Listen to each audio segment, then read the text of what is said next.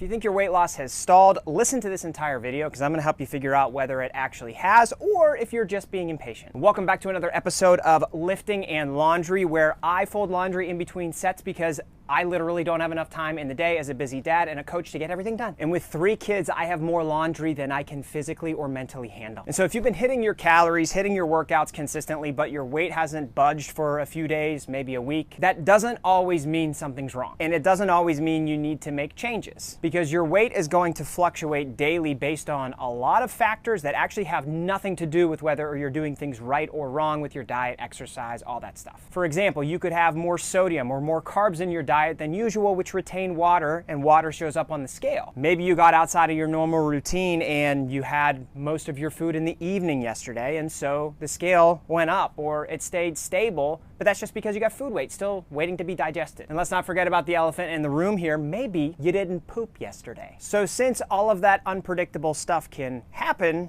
let's focus on what you actually can control and can predict. When you're looking at your body weight, look at the average across each week instead of the individual fluctuations. And make sure you're not just focusing on the scale. Take measurements of your waist. Take progress photos of the front, side, and back to see the visual progress you're making. And also don't ignore things like how your clothes are fitting, what your energy levels and mood have been like lately, because if those are feeling or looking better, then those are signs of progress too, regardless of what the scale says. If any one of those things is moving in the right direction, you're doing everything right. You don't need to change anything, and you just need to keep consistent with what you've been doing. And now let's say you are monitoring all those things, you are doing all the right things, and your weight hasn't moved for a week or two. That's still not a plateau. I wouldn't even consider making changes until we're at 3 to 4 weeks of doing everything right consistently and still seeing no progress. Because at the end of the day, the body doesn't want to adapt. It doesn't want to change. And so sometimes the key to losing weight over a long period of time is being consistent and